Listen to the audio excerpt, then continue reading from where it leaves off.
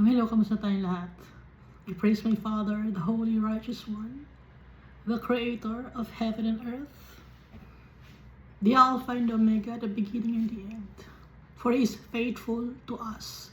He will never leave us nor forsake us, even if we are already old and gray. His love for us is for all eternity. We are the treasure of our Father, and He is our inheritance. And our birthright is to be with our Father in His kingdom that will never end. And that's the reason why our Father sent to us our Savior, Jesus Christ, the only mediator to the Almighty Father. No one else but Jesus. He's the Lamb of God, the bread of life. And His precious blood will never lose its power. Jesus also considers us His friends, and He laid down His life for His friends. Jesus seated at the right hand of our Father because He's victorious. He rose from the dead after 3 days. And so we will live with Jesus Christ and our Father for all eternity. And we have the Holy Spirit, whom the mediator, Jesus Christ, sent to us. Our Jesus prayed to the Almighty Father to send to us the Holy Spirit, so that whenever we call on the name of Jesus Christ, He will come to us.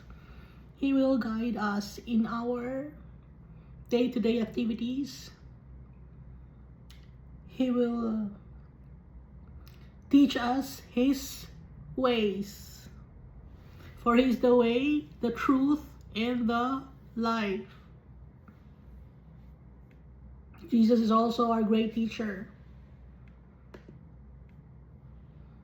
And He is helping us to make wise decisions through the power of the Holy Spirit.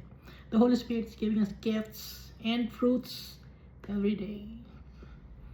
And people will know that we are followers of Jesus Christ and the Almighty Father by the fruits of the Holy Spirit. If we have love, joy, peace, forbearance, kindness, gentleness, goodness, faithfulness, and self-control. Yun ang mga fruits of the Holy Spirit. Kaya malalaman ng mga tao that we are followers of Jesus Christ and the Almighty Father.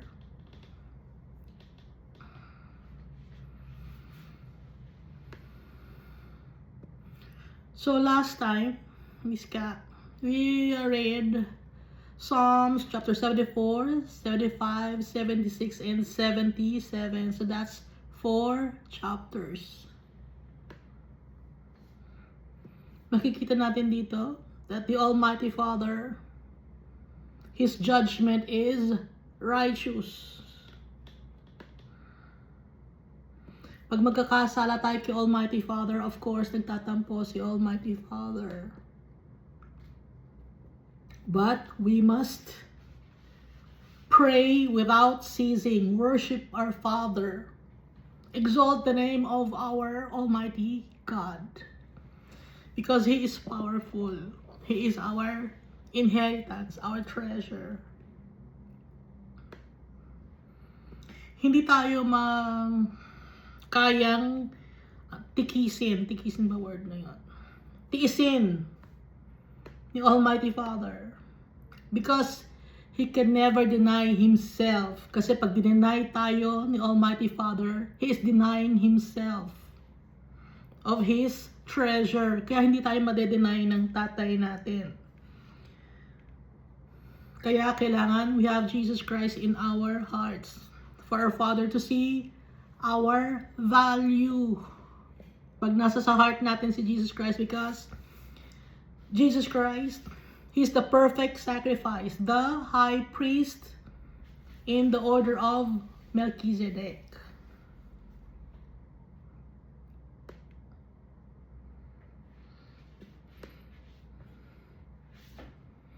and even the oppressors. Ilalayo tayo ni Almighty Father. He will avenge us. Ang daming mga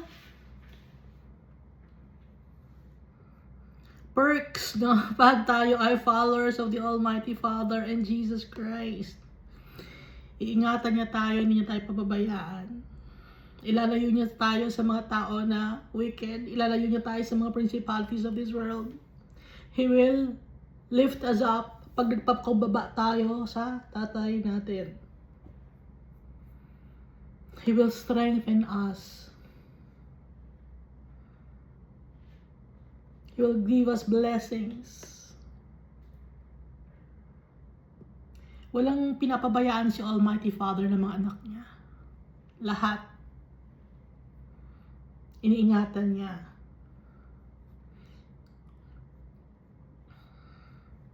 Kaya we must have respect to the covenant. Anong covenant dyan? Yung New Covenant. New Testament. Ano yung New Testament? Iska? Ang New Testament? Si Jesus Christ. We will be saved by the blood of Jesus Christ. We don't need to offer animals anymore.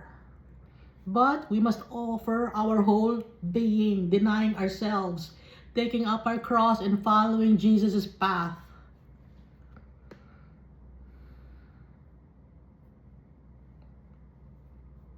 Kasi mga disobedient people, they are foolish, ignorant. Kahit gaano pa ang natapos ng isang tao na kung doctor man siya, kung may masteral degree man siya, siya ang pinakamatalino sa buong mundo. Pero if he doesn't have Jesus Christ in his heart, he doesn't follow the teachings of Jesus Christ and the commandments of the Almighty Father, he is considered a foolish man. Kahit siya ay sikat na sikat, powerful, famous, mayaman, or wealthy in this world, pero sa tingin ni Almighty Father, yung mga ganong klase ng tao na rebellious, stubborn people, walang value kay Almighty Father. Ang valuable kay Almighty Father are those people who follow His statutes, His commandments, His laws. And every day, we must give thanks to our Father. Exalt His name on high. He is the judge. He is holy. He's righteous. He's amazing. And there will come a time that the people of God will convene.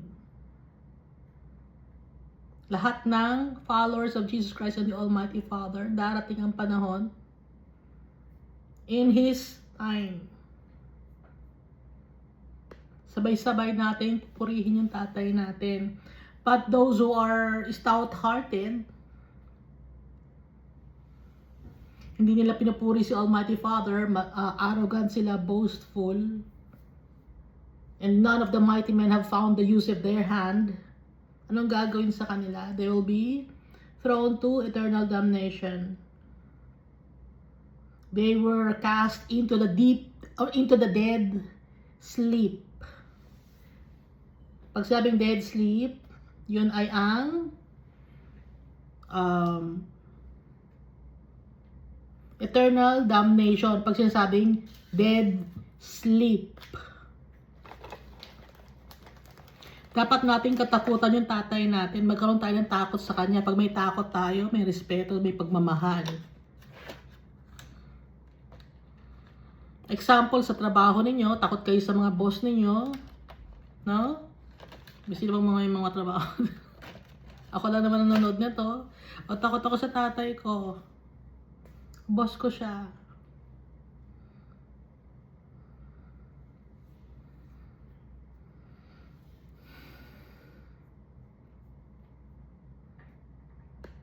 Tatay ko siya, boss ko siya. Siya pa ang aking treasure. Siya pa ang nag-iingat sa atin. Lahat-lahat na yung tatay natin. Siya pa ang gumawa sa atin. At bibigyan pa niya tayo ng reward. Saan kayo nakakita ng ganon? Lahat provided. Di ba may mga kumpanya kayo? O sino naman yung may kumpanya? Yung ibang mga kumpanya dito sa mundo, may mga businesses sila.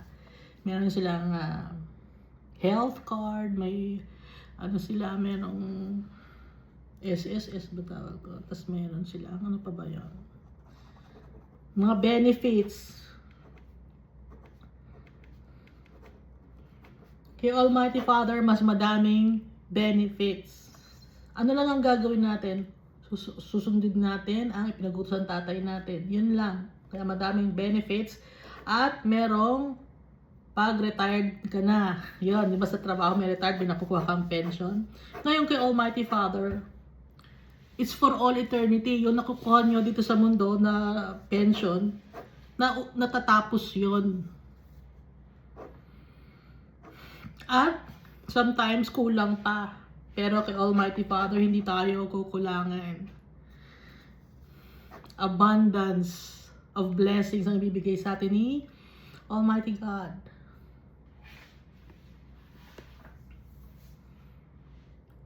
Sa iba pa sa may mga trabaho dito sa mundo, no? Yung may gastos kayo sa mga bagay, sa mga damit. Kay Almighty Father, provided lahat, pati bahay, mansion.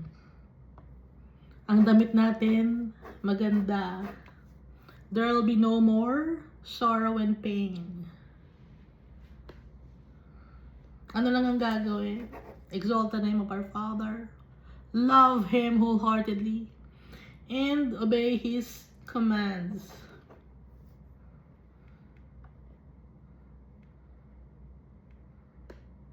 Kaya siya ang dapat nating irespeto at dapat may takot tayo sa Kanya.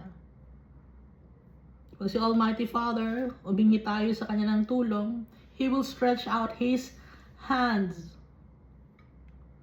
Kahit na gabi, without ceasing.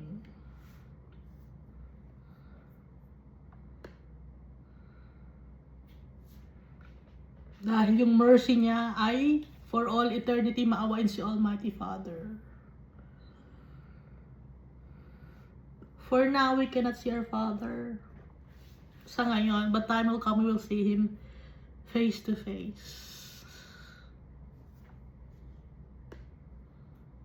And our God does wonders, amazing works. And He have declared His strength among the peoples of all generations, not just the generation of those people who are in the old covenant, but also in the new covenant.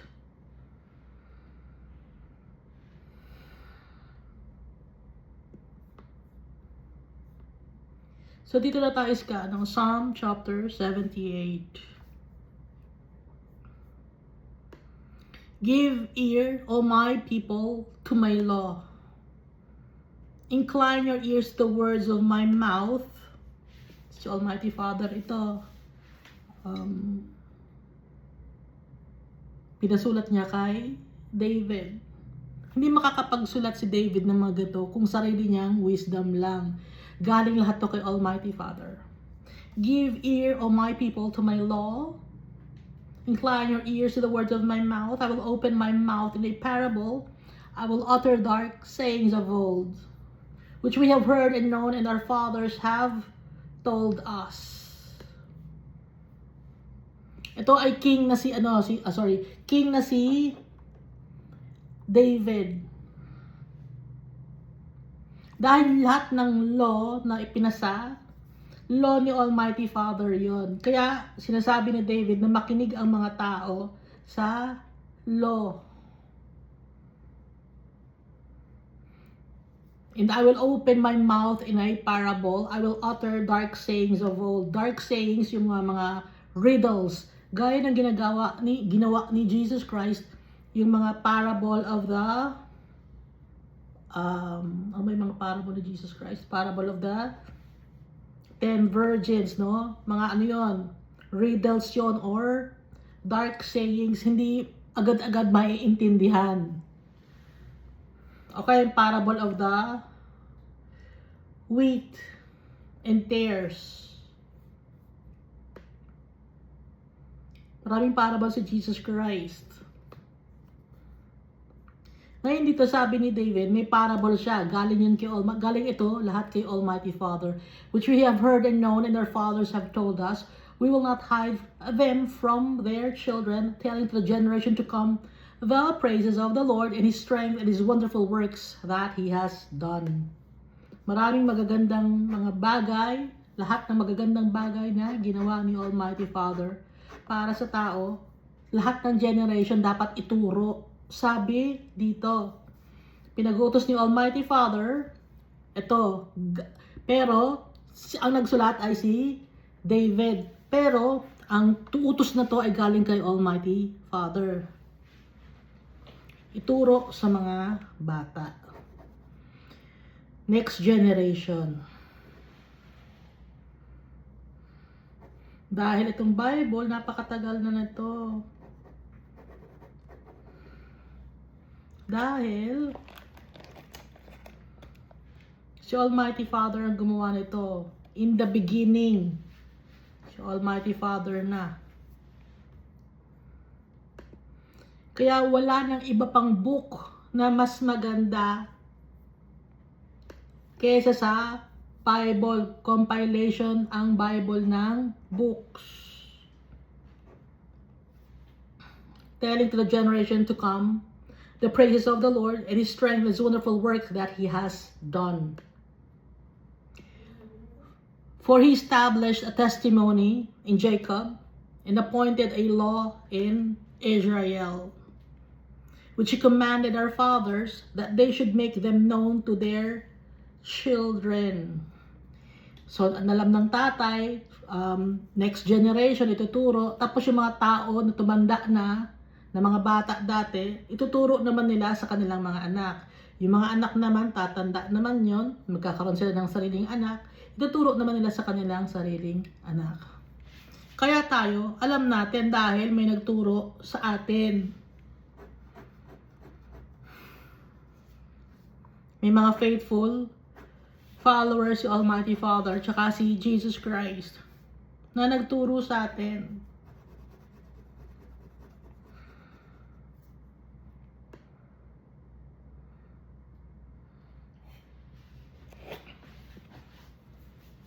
Verse 6, that the generation to come might know them.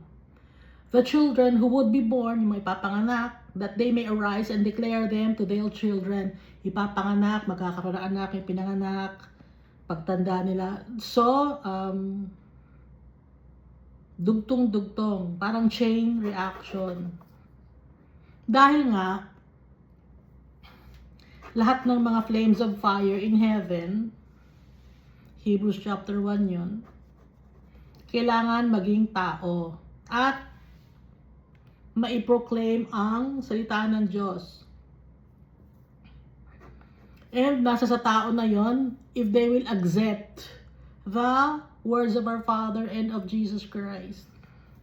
Kaya tayong lahat, God chose us. Pero ang nananatili, yung mga tao na nagmamahal kay Almighty Father. Verse 7, that they may set their hope in God. Matuto silang magdasal.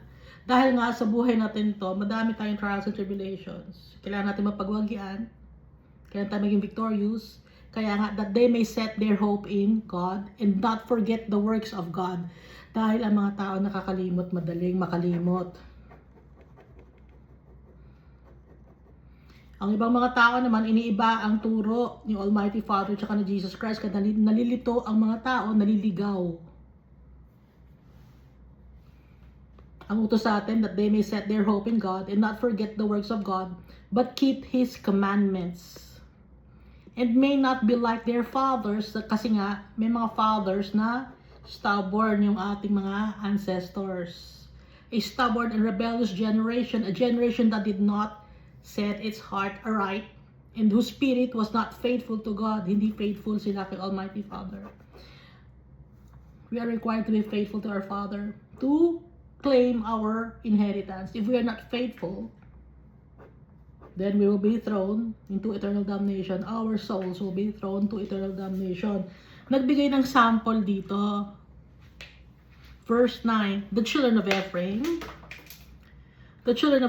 being armed and carrying bows, turned back in the day of battle. Children of Ephraim. Kaya nga, sa Book of Revelation, wala yung tribe of Ephraim. Dahil they turned back in the day of battle. Baka sabihin niyo, bakit matatapang naman yung mga Ephraimites Gusto nila nga ng battle, di ba? Ibig sabihin ditong they turned back in the day of battle. Duwag sila. Gusto nila gawin ang kanilang gustong gawin. Nahihirapan silang sundin si Almighty Father sa kanilang kaduwagan. And therefore, they turned their back in the day of battle. Ang battle na sinasabi dito ay yung trials and tribulations. Ngayon, tong Ephraim na to, nalakay ito sa Judges chapter 12 verse 4. Gusto niya makipag-away. At saka sa Hosea chapter 7 verse 1 kung ano yung kasalanan ng Ephraimites. At saka dito sa Isaiah chapter 7 verse 1 to 9. Kaya nga yung Samaria, nung time ni Jesus, hindi sila pwedeng dumaan doon kasi mga Samaritans yon. Kasi nga sa Samaria, halo-halo ang mga tao.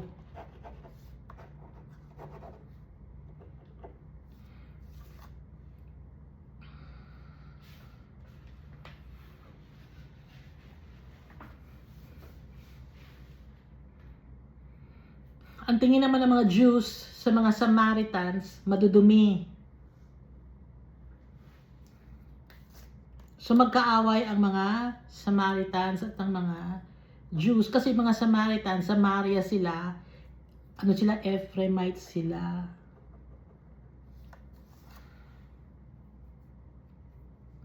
Ano ang kasalanan ng Ephraim? They did not keep the covenant of God. They refused to walk in His law. Matigas ang ulo, stubborn people. Kung ano lang ang kanilang magustuhang gawin, gagawin nila. Hindi sila nag-seek ng advice from the Almighty God. They refused to walk in His law. Para tayo matanggap ng tatay natin. In everything that we do, we must acknowledge our Father, Almighty God. Okay ba itong gagawin ko? Almighty Father, ito po ang gagawin kong decision. Tama ba ako? So we must seek His advice. Seek Him. Verse 11, and forgot His works and His wonders that He had shown them. Nakalimutan ng mga Ephraimites, no? So, kaya nga sa 12 tribes na sa Book of Revelation chapter 7, ang mga tribe lang dito, wala si Dan, kasi may kasalanan din si Dan, yun ay ang idolatry. So, mga kasama lang sa 12 tribes, dito sa Book of Revelation, Judah, Reuben, Gad, Asher, Naphtali, Manasseh, Simeon, Levi, Issachar, Zebulun, Joseph, and Benjamin. Wala ang Dan and Ephraim.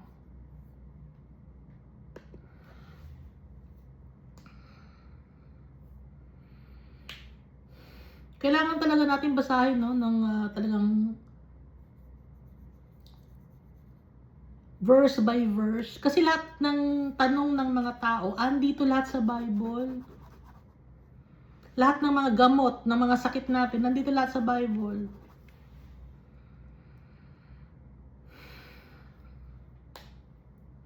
Ano yung para hindi tayo magkasakit? Dapat mga malilinis na pagkain na kinakain natin, malilinis ang kapaligiran natin. Anong ginawa natin?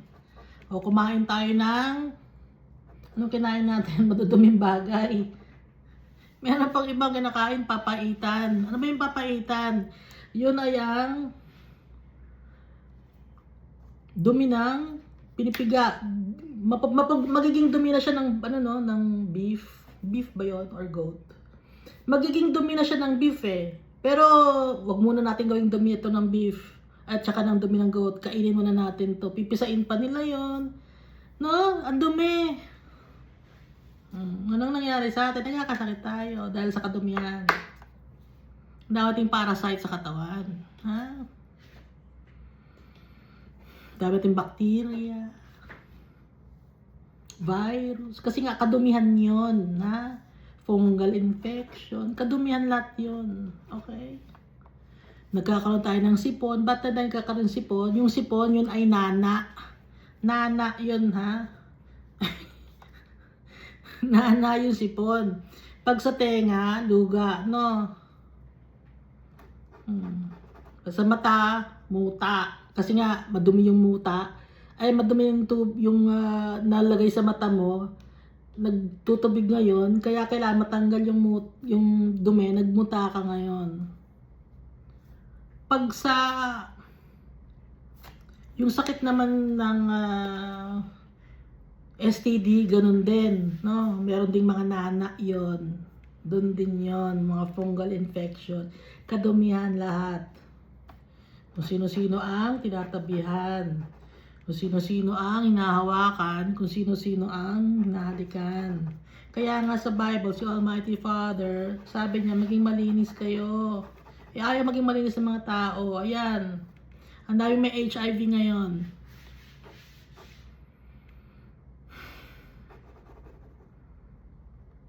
Sino yung maraming mga HIV? Yung mga pero kahit women may mga HIV, no? Pero karamihan ngayon, sino ang maraming HIV karamihan ngayon? Siya wala sasagot, ako lang nagsasalita. Mga lalaki na dumatabi sa kapwa lalaki, nakakaroon sila ng HIV. Pero yung lalaki naman na yun, natumabi sa sa ibang babae naman, natumabi sa lalaki, kaya nagkakaroon naman ng HIV ang babae. Sasabihin niyo, hindi, gagamit kami ng protection. O yung protection naman na yon, doon naman kayo makakakuha ng cancer. Ha? Ang gagaling ninyo eh. Kasi plastic yon, ha?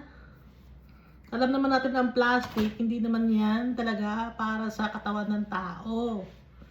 Ano nga yung nangyari? Tigas ang ulo. Tigas ang ulo natin, ano? Kaya pinadala ni Almighty Father si Jesus Christ para hindi tayo matakot, para malinis tayo sa ating mga kasalanan. Balik tayo dito. And for God His works and His wonders that He had shown them. Marvelous things He did in the sight of their fathers in the land of Egypt, in the field of Zoan. He divided the sea and caused them to pass through. He made the water stand up like a heap. No? Nahati yung Red Sea. Napadaan na yung mga Israelites because of the Almighty Father, not because of Moses. Verse 14, in the daytime also He led them with a cloud, and at night with a light of fire. So, they're reminiscing the times when they were in the wilderness. Sa umaga, may cloud si Almighty Father to protect His children. Kasi nga, mas malakas yung sinag ng araw, wilderness yon, madali silang mauuhaw. Pero at night time naman, meron silang fire para hindi sila puntahan ng mga beasts or animals, wild animals. Pinoprotektahan niya yung mga anak niya. So, ganun din tayo sa buhay natin ngayon, nasa wilderness tayo. The Lord God is protecting us with clouds. At ang night time, meron tayong fire. Our Father is protecting us also. Hindi natatapos ang pagtatrabaho ni Almighty Father. Napakasipag ng tatay natin just to protect us.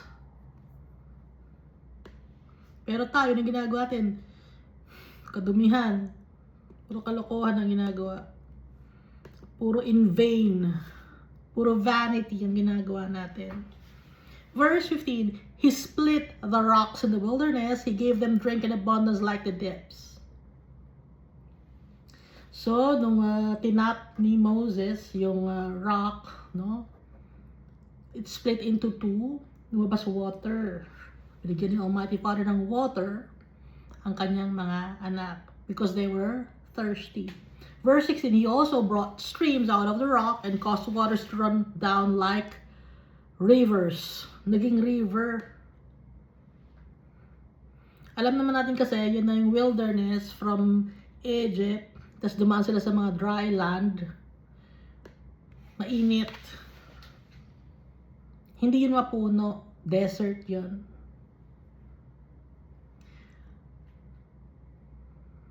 Verse 18.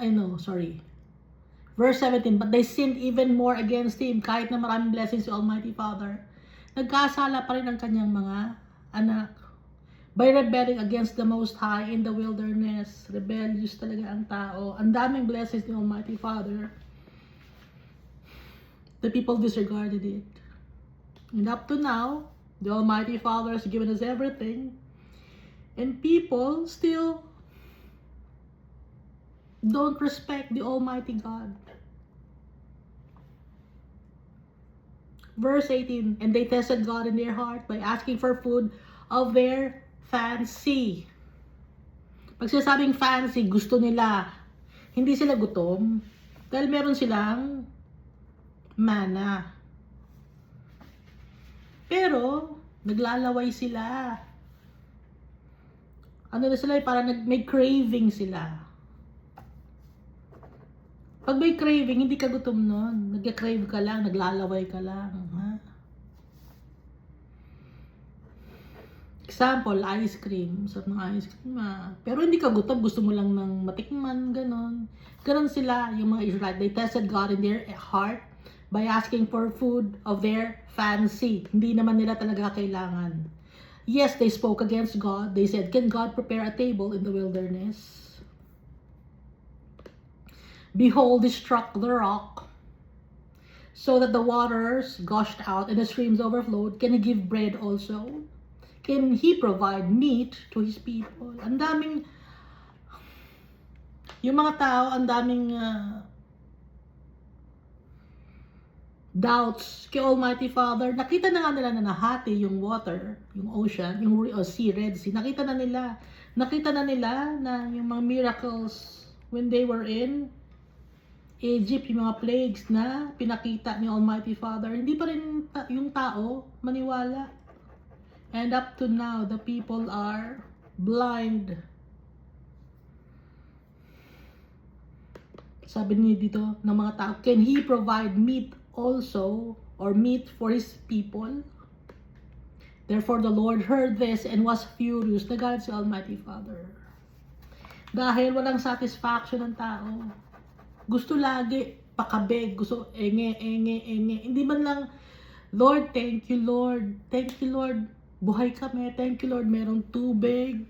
Thank you Lord, nakakahinga pa kami. Thank you Lord, maganda ang lugar na natutulugan namin. Thank you Lord God. Purihin ang iyong pangalan. Hindi ganun ginawa nila.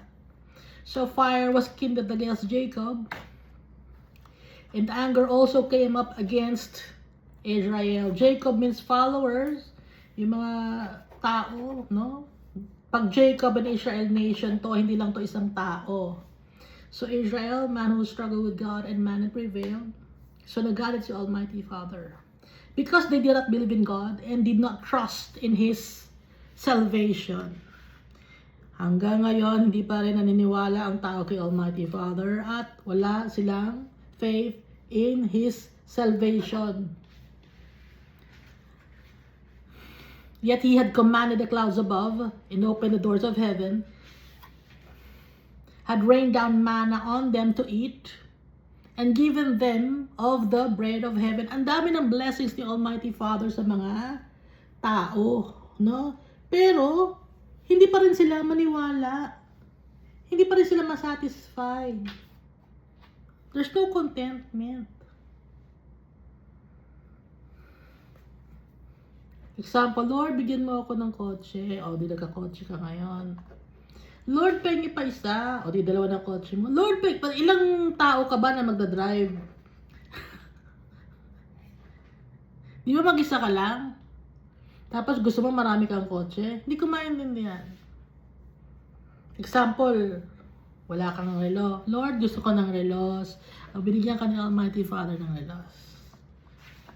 Lord, isa pang relos. Binigyan ka ulit.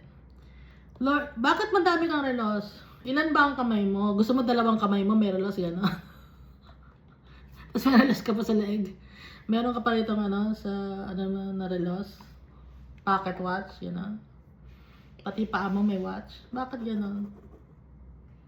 May susuot mo ba lahat yun? Yung mga bahay, matitirhan mo ba lahat yan? Imbis na itulong mo sa brethren mo, anong ginawa mo? Sinwapang mo. No, merong dito merong news, di ba, ngayon? In the span of 3 years lang, ang laki ng kanyang nakuhang pera. Asa na siya ngayon? Nakakulong na. Sinwapang Kasi nga, ang mata ng tao, lust of the eyes, lust of the flesh, and the pride of life. Gusto niyang sumikat, gusto niyang mapunta sa high society, maging famous, o naging famous nga siya, no? She was one of the top 100 yata, Filipino na influential. O, sumikat siya, ang dami niyang alas, may Bulgari siya. Pero ano nangyari sa kanya? Sa kulungan na siya. Tinanggal lahat yung kanyang, her assets were freezed. At, ang tawag doon, babawiin. Okay? Kasi nakuha sa masama na paraan. In a span of 3 years lang yun,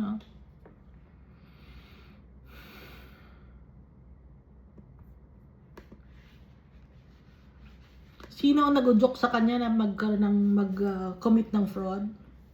Ang devil. Sige, kumuha ka niyan. Sige, yayaman ka dyan.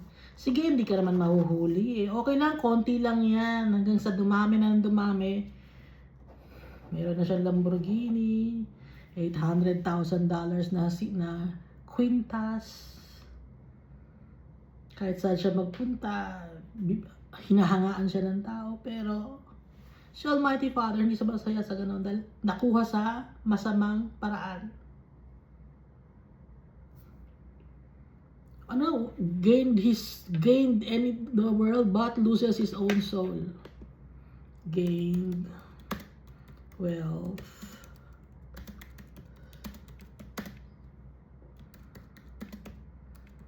Napalayo na yung tao na yun kay Almighty Father. Kasi kung siya ay kay Almighty Father, isa pa siyang philanthropist, ha?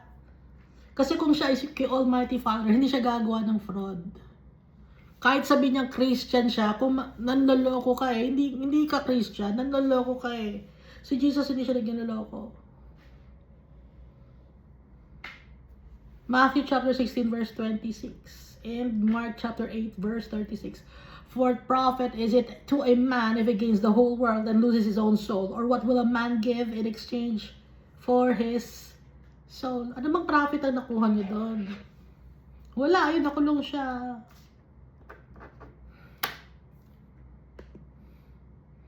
Nagpapagawa pa dito sa Pilipinas ng napakalaking resort. Meron pa siyang time capsule. O sosyal.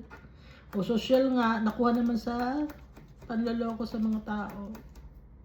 Pang-aabuso sa mga tao.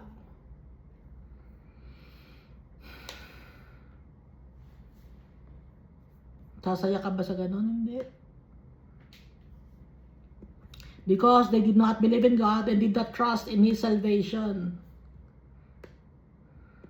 Yet He had commanded the clouds above and opened the doors of heaven. He had rained down manna on them to eat and given them of the bread of heaven. Hanggang ngayon wala ang manna. Noong time lang na yun, the Israelites were so blessed because the Almighty Father gave them manna. Hanggang ngayon, hindi natin alam kung ano yung manna. Pero yung mga tao, back then, 1,000 years ago, nakatikim sila ng manna. Gawa ni Almighty Father. Bread of heaven. Verse 25. Men ate angels as food. He sent them food to the full. Hanggang sa mabusog ang mga tao. Hindi gugutomin ni Almighty Father ang mga anak niya.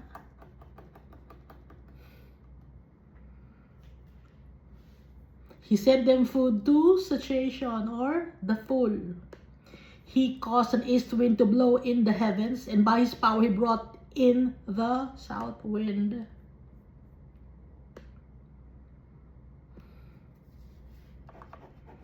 Galing kay Almighty Father yung mana. Wala na, hindi tayo nakatikim. Nakatikim lang yung mga Israelites. Verse 27, he also rained meat on them like the dust. Imagine, umulan ng ng meat, na parang alikabok. Di ba yung alikabok ang dami? Ganon din na nakita at nakuha nilang meat, no? Yung mga, ang tawag doon, yung maliliit na quail. Feathered fowl like the sand of the seas. Pero, anong nangyari? And he let them fall in the midst of their camp, all around their dwellings. Ang daming mga quail sa kanilang camp. Kasi nga, wala naman talaga silang bahay, tent sila nakatira. So sa camp, naglakaran, no? Lumipad yung mga quails. So they ate and were well filled, for he gave them their own desire. Ibinigay ni Almighty Father. Gugutom eh. Gusto niyo ba yan? O sige, gusto niyo yan ha? Ang dami niyo ng pagkain. Gusto niyo pa yan? Sige, bibigay ko sa inyo. Verse 30, they were not deprived of their craving. Craving lang yon. Hindi sila gutom. Naglalaway lang sila. But while their food was still in their mouth, nasa bibig pa lang nila, no? Inunguya pa lang nila, or kakagatin pa lang nila dahil tumama na sa kanilang lips, natikman na nila yung lasa, the wrath of God came against them and slew the stoutest of them. Stoutest, ano yung stoutest? Pinakamataba or pinaka-selfish, pinaka-greedy. And struck down the choice men of Israel. Namatay. In spite of this, they still sinned and did not believe his wondrous works. Kahit na ganun pa man ang nangyari sa kanila, hindi sila tumigil sa kanilang kasalanan.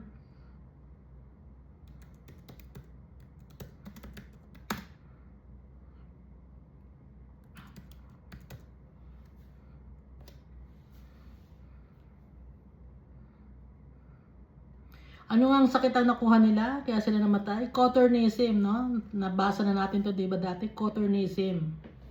Migratory kasi yung quail na yon. Very toxic, resulting in acute muscle tissue breakdown. The meat becomes poisonous during autumn migration after the birds ingest seeds from the toxic plants like hemlock or hellebore. Kaya namatay sila. In spite of this, they still sin and did not believe in his wondrous works. Therefore, their days he consumed in futility, while their years in fear. Takot ang mga tao. Walang nagawa ang mga tao. When he slew them, they sought him. Pag pinaparusahan ni Almighty Father yung mga Israelites, nagsisisi sila. Pero after some time, nakakalimutan nila yung parusa. Kaya paulit-ulit sila ng kasalanan. Nakakalimot sila eh. Gaya natin, nakakalimot tayo. Pag may bagyo, Lord, wag bagyo, Lord. Pag may lindol, Lord, wag lindol. Pero after ng bagyo, after ng lindol, after ng mga calamities na ginagawa ng mga tao, papakasasa na naman sa buhay, nagpapakasarap, nanloloko ng kapwa-tao. Nung time na mayroong sakit ang mga tao, no, nung nawala ang tao sa kalye, ilang years na yun, ang tagal na nun, parang it's like yesterday lang. 6 years ago. Ang babait ng mga tao 6 years ago. Pero mayroong mga matutigas pa rin ang ulo, pero mababait. Eh ngayon, anong nangyari? Lumala. Bait dati, ngayon lumala na. Dati nagpa-pray na yung mga tao, ngayon nawala. Nakalimutan. Kaya nga, there's nothing new under the sun. Ganun pa rin, paulit-ulit ang tao. Pero si Almighty Father is very forgiving, magnanimous, very patient.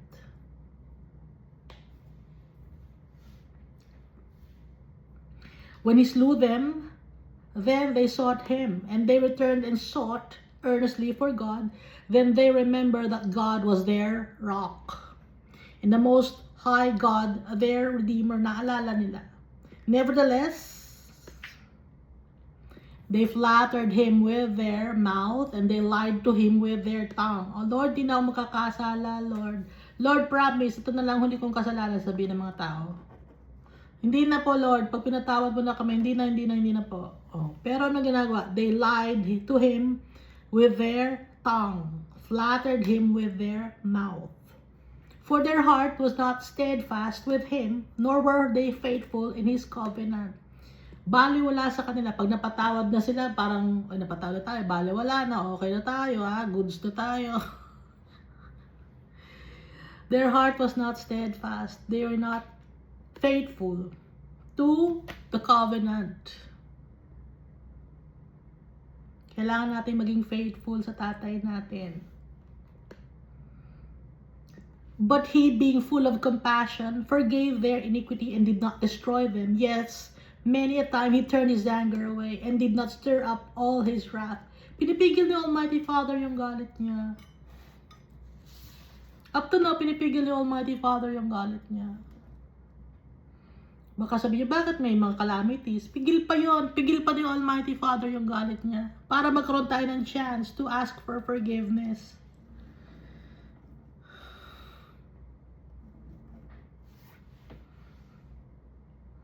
Full of compassion yung tatay natin. For he remembered that they were but flesh. Naalala ni Almighty Father na tayo ay flesh lang. A breath that passes away and does not come again. Na gawa sa putik, na meron tayong hiningahan tayo ng tatay natin para mag-beat yung heart natin. Meron lang tayong specific time in this world. And then, mawawala na tayo dito sa mundo. Tatanda tayo. Maluluma. Nagkukulubot. And babalik tayo sa Kanya if we are faithful to Him. Alam ni Almighty Father na kaya naaawa siya sa atin.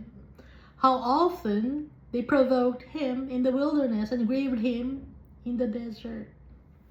Pinoprovoke natin si Almighty Father na magalit sa atin. Mga businessman, pinoprovoke niyan si Almighty Father. Yung mga empleyado, pinoprovoke niyo si Almighty Father. Nanloloko kayo ng inyong mga bosses. Ng mga boss niyo, niloloko ninyo. Yung mga kliyente ninyo, niloloko ninyo para makabenta kayo. Sinisweet talk niyo. Magagaling magsalita yung mga tao eh. Pinaprovoke natin yung tatay natin magalit. Alam naman natin na ayaw ni Almighty Father ng abomination, mga graven images, pero diretso pa rin kayo sa pagtatawag ng mga pangalan ng mga taong namatay na. Kahit kilala nyo yung taong namatay na, hindi nyo sila pwedeng kausapin dahil that's sorcery. Ha? Ano kayo, medium? Kayo ang pumapagitna sa mga dead at sa living people? Ganun ba kayo? Kung ganun kayo, kung kayo ay medium, hindi kayo small, hindi kayo large, ano yon? That's demonic. Sorcery, witchcraft yon. Kinakausap nyo yung mga patay na tao. Si Thomas, kinakausap niyo, nagpipray kayo kay Thomas. Patay na si Thomas. That's sorcery. Patay na si Joseph. That's sorcery. Kinakausap nyo. Si Mary, patay na siya. That's sorcery. Even though they're in heaven, we don't know if they're in heaven or not. Pero, if you call on their names, that's sorcery. Hindi nyo alam. Paulit-ulit na tayo. Kaya ni Almighty Father ng ganon. Dahil Wala tayong respeto sa tatay natin kung ang ibang tao ang tinatawag ninyo. Bakit hindi tawagin ang pangalan ni Almighty Father? Dahil si Almighty Father ang powerful. Bakit yung mga tao ang pinatatawag ninyo na namatay na? Anong nasa isip niyo? Hindi ko makuha ang logic. Turo sa inyo yon. Sino nagturo sa inyo? Nakagisnan nyo na. Sino nagturo sa inyo? Nasa Bible ba yon? Ang sabi sa Bible, that's demonic, abomination. Ayaw yung sundin ng Bible. Ang gusto yung sundin ang inyong culture and tradition. Ang inyong culture and tradition. Ha? Kahit religious leader pa yan, hindi nyo pwedeng tawagin. Si Paul, hindi nyo pwedeng tawagin. Si John, hindi pwedeng. They're resting with their fathers. Namamahinga sila. Sino nagtatrabaho? Si Almighty Father, si Jesus Christ. Sila ang ating tatawagin. Through the power of the Holy Spirit, in the name of Jesus.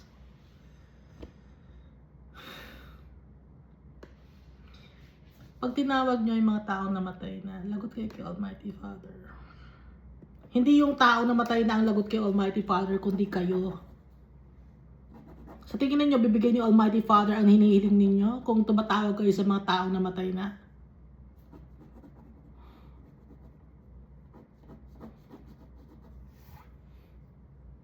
Hindi kayo maka-let go? Hindi nyo ma-deny yung sarili nyo to take up your cross and follow Jesus? Ulit-ulit yung take up your cross and follow Jesus, denying ourselves. Pero hindi nyo ma-deny, no? Hindi nyo ma-deny yung human nature ninyo. Therefore, you are not worthy to be with your Father and to be with Jesus Christ.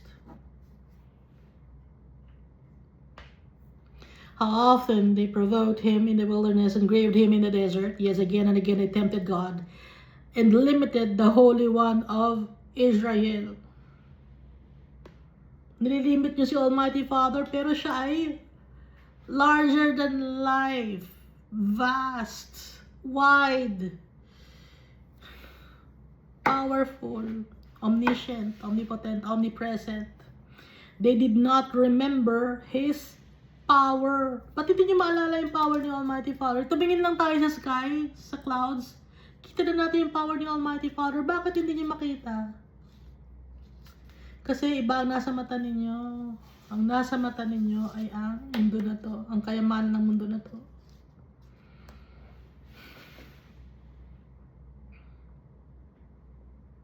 Hindi ko naiintindihan dahil hindi ako nakaranas ng trials and tribulations. Hindi nyo alam ang mga pinagdaanan ko. Pero hindi ko na kailangan i-elaborate pa. Kaya alam ko ang sinasabi ko. I know what I'm saying. Hindi nyo alam. Hindi ako para magpaawa. Pero alam ko ang sinasabi ko. Kaya mahal ko si Almighty Father. He's faithful to me.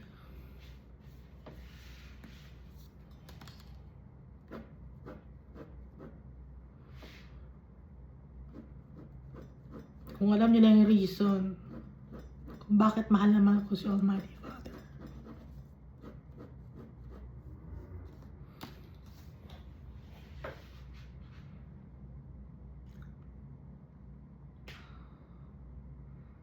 They did not remember His power, the day when He redeemed them from the enemy.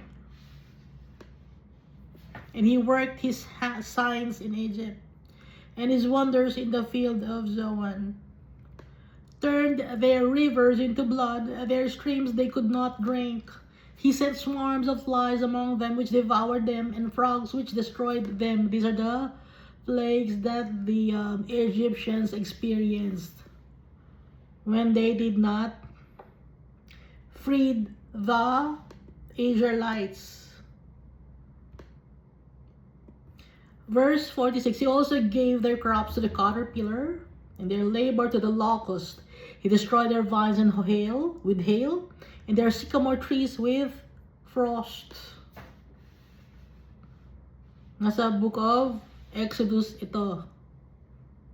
Genesis. Exodus kasi, naglalakad na sila, no? Nag-exit na sila from Egypt. He also gave up their cattle to the hail and their flocks to fiery lightning. He cast on them the fierceness of his anger, wrath, indignation, and trouble by sending angels of destruction among them. He made a path for his anger. He did not spare their soul from death, but gave their life over to the plague or calamities, and destroyed all the firstborn in Egypt, the first of their strength in the tents of Ham. So alam natin na ang Egyptians, lahi sila ni Ham, okay? So si Ham, dark-skinned siya because mga Egyptians, dark-skinned sila. And then below Egypt are the nations which comprises people who have dark skins. Like Nigeria, ano pa ba? South Africa, no? Nigeria, ano ba yung mga nakalimutan ko na? So, lahi ni Ham sila. Okay? Nandito na yung sagot. Ham, okay? Hindi sila kay Shem. Hindi sila kay Japheth. Kay Ham sila. Si Shemites yon. Si Japheth, Japhethites. Si Ham, si Hamites. Kaya alam natin, no, na merong Negroid, Caucasoid, and Mongoloid. Anak ni Noah. So, itong si Ham, siya ang nambastos kay Noah when he was asleep. After he drank his grapes. Kasi nung time na yon, natuwa si Noah. Tapos na yung great flood. So nagtanim siya ng mga grapes. Ang pagtatanim niya ng grapes, madaming grapes na tanim siya, mag-isa lang siya. Gumawa siya ng wine. Nalasing siya. Nakatulog siya. And then Ham did something to his father. Pinagtawanan niya. So alam natin ang yan ng history, ha? Sino bang kausap ko? Alam natin ang history na talagang kay Ham itong si mga Egyptians, yung mga dark-skinned.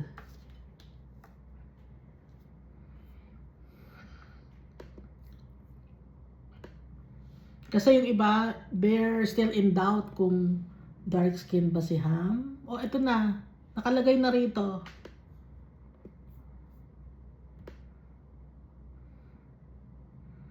And some people say that, sino ba yun? Dark-skinned yung Pharaoh, yes.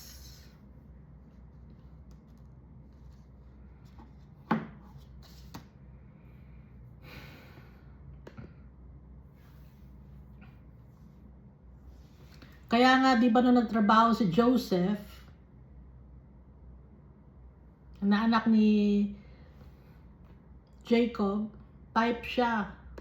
Maputi kasi si Joseph, blue eyes. Yung asawa ni Potiphar, dark skin kasi sila. Kakaiba kasi ang itsura nila, no? Aminin naman natin talaga na pag maputi, kitang-kita mo. Okay? Huwag na tayong maglokohan na, hindi, ano yan, maganda in their own way. Hindi, kasi may standard ang tao, ha? Aminin man natin o hindi. Iba-iba ang standard ng beauty ng tao. Pero most people, mga Asians, uminom pa ng, naglalagay ng pampaputi, gano'n, umiinom ng pampaputi. Maputi na, gusto pa maputi, gano'n kasi. Actually, yung mga dark-skinned na mga artista, mga African-American movie stars. Pumuti na sila ngayon. Naggagawa din sila. Nagte-take ng supplements to whiten their skin. Okay? At saka naggagawa sila ng hair nila para ang hair nila ay straight. Kaya wag tayong magloko, no? Hindi, ano yan eh. Ha? Wag tayong manloko.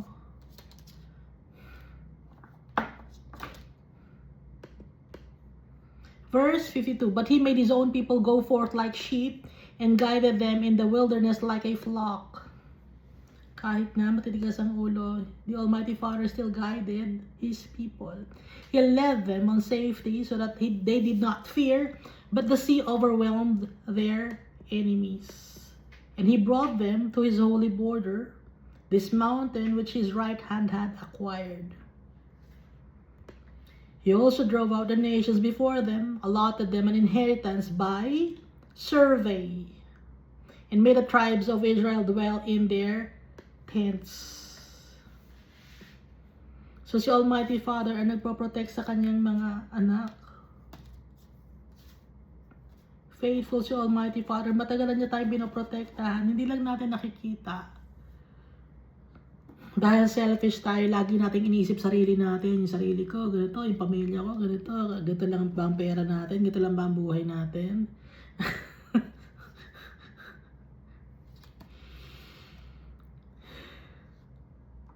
Kaya nga, it's easier for a camel to pass through an eye of a needle than a rich man to enter the kingdom of God. Kaya mayayaman, pinagmamalaki nila yung kanilang kayamanan. Ang kanilang pinag-aralan, yun ang pinagmamalaki nila.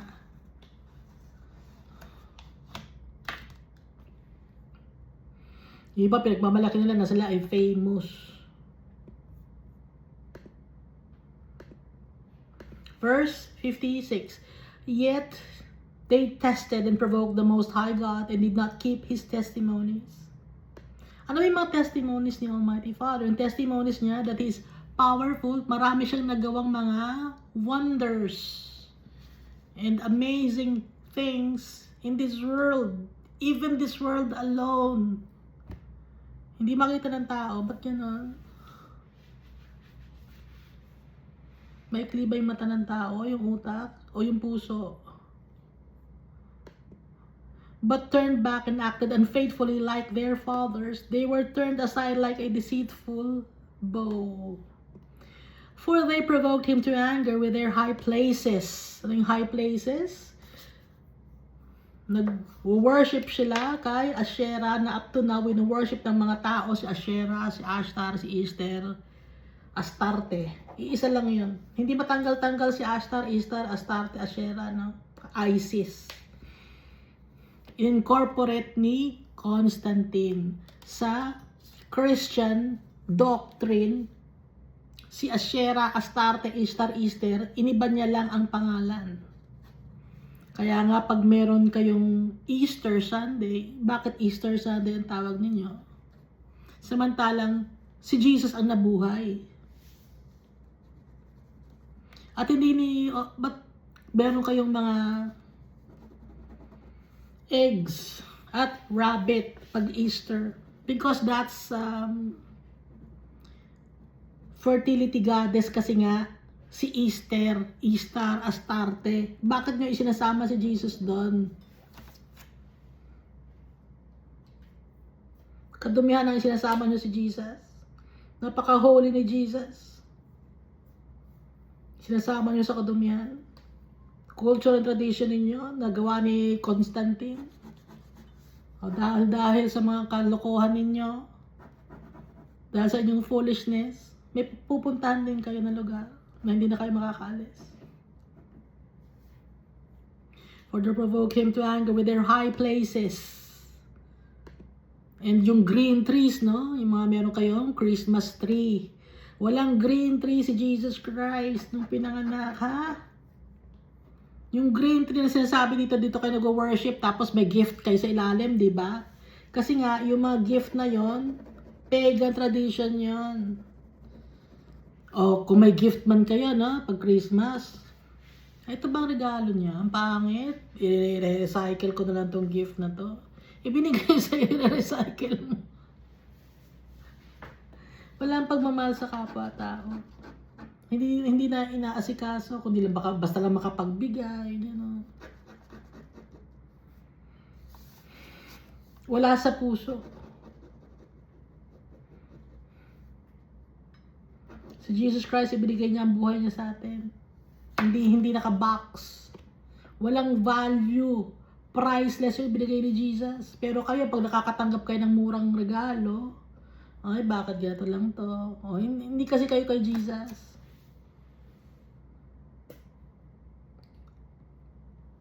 At hindi material things ang gusto na regalo ni Jesus, yung heart natin. And our willingness to obey our Father and Jesus Christ. Yun ang pinakamagandang gift na mabibigay natin. Priceless yun kay Almighty Father because we are His inheritance. Hindi matutumbasan yun ng ginto, silver, diamond, or gold. Yung diamond, walang value yon. Huwag kayong bibili ng diamond. Naalala ko nga pala. Huwag kayong bibili ng alahas na may diamond. Bumababa ang value ng diamond. Nakikita niyo ba yung mga Chinese? Ang binibili lang nilang alahas, puro mga ginto, kaya naninilaw sila. At saka jade. Kasi nga, yon ang may value. Ha? Kaya huwag kayong magpapaloko sa mga alahas na may mga kumikinang-kinang na ganyan. Wala yon, pangkinang lang yon. Ang i-check nyo, yung ginto. Si Almighty Father, ang chine-check niya, yung ginto, yung timbang natin. Yung value natin, tama ba tayo sa timbang? Or kulang ba tayo sa timbang? Dahil noon, ang gold tinitimbang. Doon nakikita yung uri, kung 24K ba yun? Kung may value ba yun? Ha? Verse 58, for they provoked him to anger with their high places and moved him to jealousy with their carved images. Carved images. Graven images. Magka-carve kaya ako dito tapos sasambahin ninyo? Gusto ba ninyo yun? Kalukuhan yun. Abomination.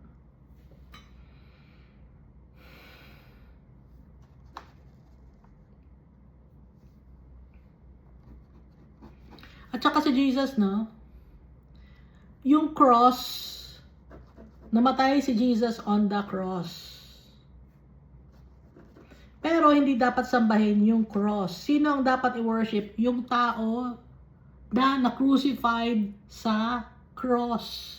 Si Jesus Christ. Hindi yung cross na kahoy. Kasi kayo ang dami nyo, gawa kayo ng kahoy. Hindi kailangan meron akong cross. Kahit Christian ako, may cross ako. Pag magpe-pray ako, hahawakan ko yung cross ko. Hindi ganon. Kung kasi yung criminal time, nung time ni Jesus, ang pinaka death sentence, ipapako sa cross. Ngayon, ang death sentence nung 1940s, 50s, 60s, ang death sentence ay electric chair. Ngayon, ang pinaka-latest ay i-inject ka ng mga gamot. So, granting na, or for example, si Jesus, may electricity na nun, example lang, may electricity na nun, at si Jesus ay nasa electric chair. Magpapagawa ba kayo ng kwintas na nandun si Jesus sa electric chair? Magpapagawa ba kayo ng congregation ninyo na nakalagay dun sa gitna, may electric chair at nandun si Jesus? Or example, kung si Jesus pinatay gamit ang syringe. Kasi ano na yun eh, yung sa ngayon, di ba syringe ang ginagamit, death penalty? Example, si Jesus, habang may gagawa kayo ng ng kamukha ni Jesus, tapos may nakaturok na syringe. Ganun ba ang gagawin ninyo? Or gagawa kayo ng kwintas na may syringe?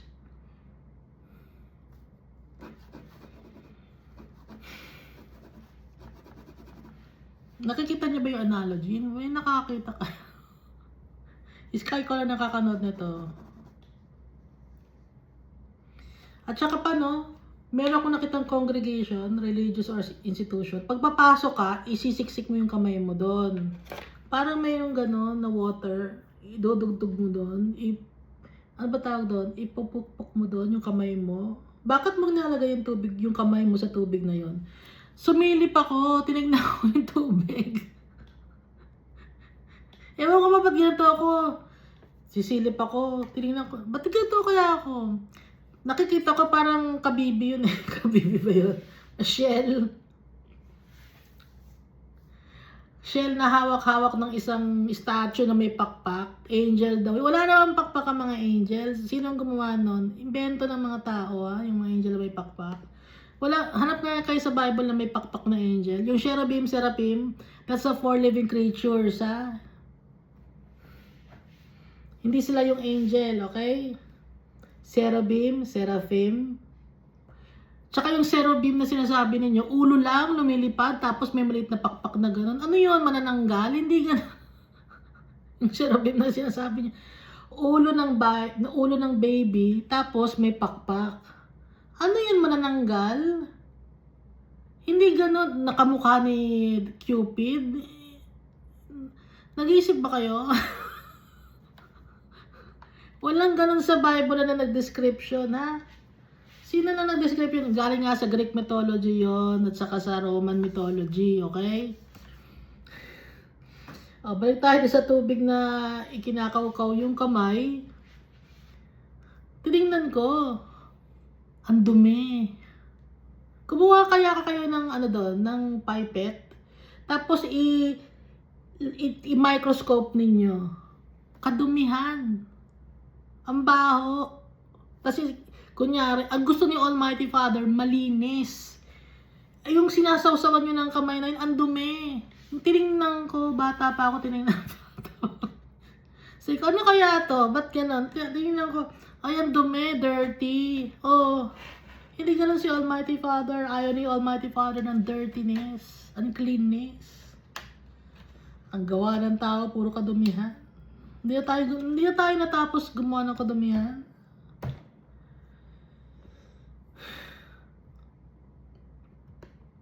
Carved images, pupunasan mo ngayon, Nawala na yung pintura, nawala na yung barnes, nawala na yung barnes, bili tayo ng barnes, yan, binarnisan na. Tapos sasambahin ulit yun, yung barnes, galing sa hardware. O kaya naman umulan, nagkaroon ng mapa yung pader, nagkorting tao, nagkorting babae. Uy, lagyan natin ng kandila, nagkorting babae. Molds yon, amag ng bahay. Ba't gano'n ng tao? Amag. Kadumihan. Tapos lalagyan mo ng kandila. Ba't ang gano'n ng tao? Turo kasi sa inyo. Turo sa inyo kadumihan, gano'n.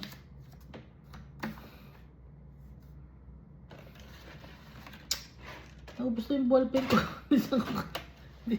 Naitatapon ko ba yung ballpen ko? Ba't naubos na yung ballpen ko kahawak ko? Ay, ito pa.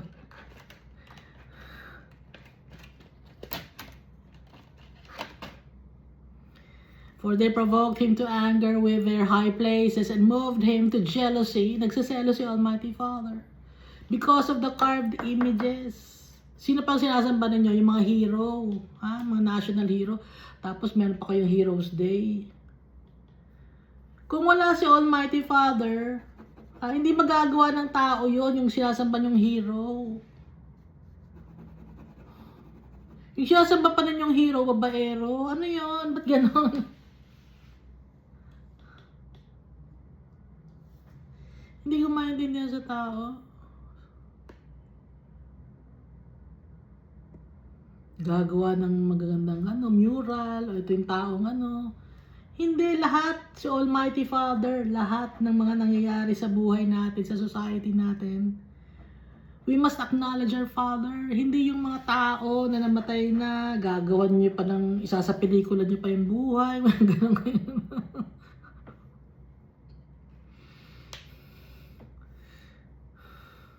Dahil devoted kayo, pero kay Almighty Father, hindi kayo devoted. Madumi ang tao. so that he forsook the tabernacle of Shiloh, the tent he had placed among men. To God the Almighty Father, and delivered strength into captivity and his glory into the enemy's hand, no? Yun yung time na nakuha ng enemy yung Ark of the Tabernacle. Inallow ni Almighty Father yun. He also gave his people over to the sword and was furious with his inheritance. So marami ring tao ang mga namatay nung time na yon, and the Almighty Father was furious with his inheritance. Sino yung inheritance ni Almighty Father? Tayo. Sa kanya, siya ay galit sa atin. Furious siya sa kanyang inheritance. Tayo yung inheritance. Wala ba nakakaalam na tayo ang inheritance? Ha? Sino? Wala ba nagtuturo sa inyo? Sino ba ang nagtuturo? Wala naman ang nagbabasa ang nanonood nito. Please naman, kung meron kayong mga kilalang pastor, religious leader, sabihin niyo, pastor, tayo pala ang inheritance ni Almighty Father. Pag tinanong kayo, paano mo nasabi? Ipakita niyo yung Bible. Tayo ang inheritance, tayo ang portion, tayo ang mahalaga. Sa atin umiikot ang mga works ni Almighty Father. Kaya yung Son, ano yan? Nakaikot yan sa atin dahil tayo, sa atin, at tayo ang mahal ni Almighty Father.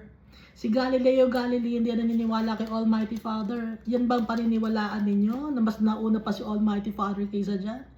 He created the people, pero naniniwala pa kayo kay Galileo Galilei. Malabo yung telescope ni Galileo Galilei. May alikabok, akala, ito yung may alikabok na tong telescope. Hindi sasabihin niyo yun ang ibang lugar. Yung telescope, bilog. Ha? Bilog yung telescope. Siyempre, bilog din ang lalabas kasi bilog yung telescope.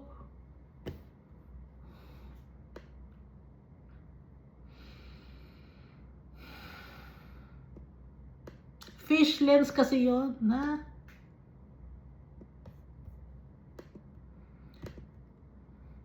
Demonic entity ang nagtuturo ng mali. Puro kasinungalingan para mapalayo kay Almighty Father, para mapunta sa impyerno ang mga tao. Verse 63, the fire consumed their young men, and their maidens were not given in marriage. Their priests fell by the sword, and their widows made no lamentation.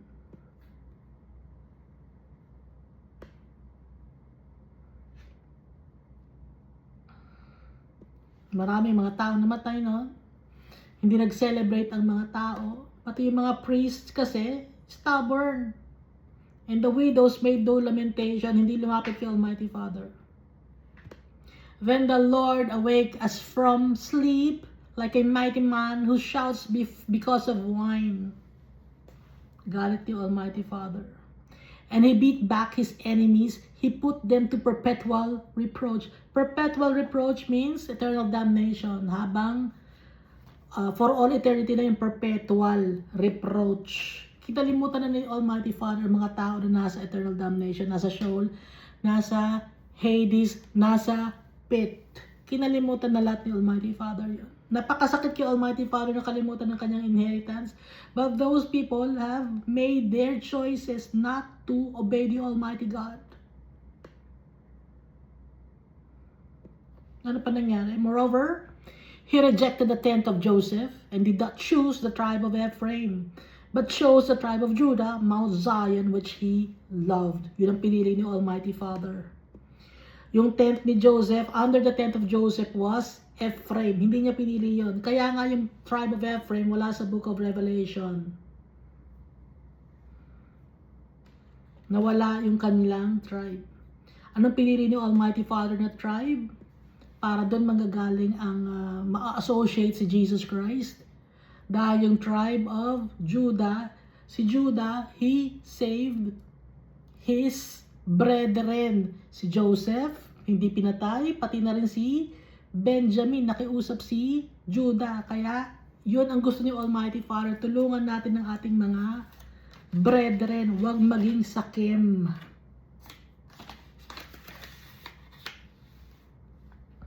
But chose the tribe of Judah, Mount Zion, which he loved, And he built his sanctuary like the heights, like the earth, which he has established forever. He also chose David his servant and took him from the sheepfolds. The Almighty Father separated David from other people because David is the man who's after God's heart. Faithful si David, although sometimes nagkakasala siya, nagkakaroon siya ng wrong decisions, but the Almighty Father allowed it to happen for David to learn from his mistakes and not to do it again. Verse 71, from following the youths that had young he brought him to shepherd Jacob his people and Israel his inheritance.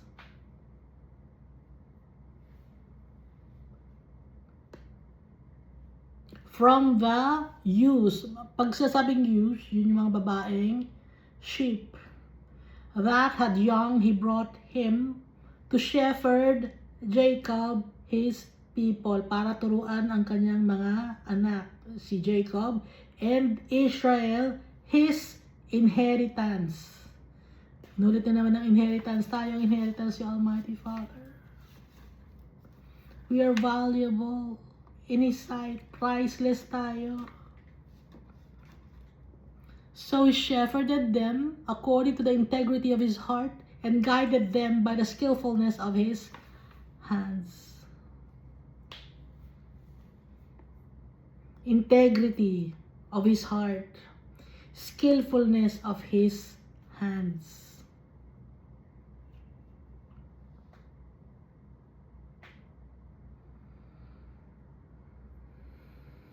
So, kailangan yung heart natin may integrity, strong moral fiber, at guided tayo by the skillfulness of His hands. Yung gawain natin dapat works that we offer to our Father, works of righteousness and not works of evilness. Napakadami itinuturo sa atin ni Almighty Father, and I'm so grateful to my Father. Naiintindihan ko siya. And I'm sharing it to you.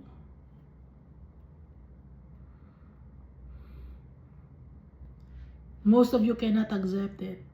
Most of you, and I know that most of you cannot accept it, even if you are Christians, you say that you're Christians, but most of you cannot accept it. And it's fine with me.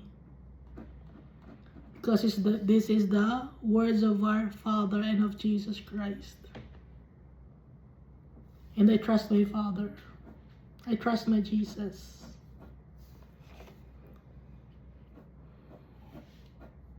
He will never leave us. He is faithful to us. We have a hope and a future because we are His inheritance and we are the friends of Jesus Christ. We will hold on to the promises of our God Almighty and of Jesus Christ. Thank you, and God loves us all so much.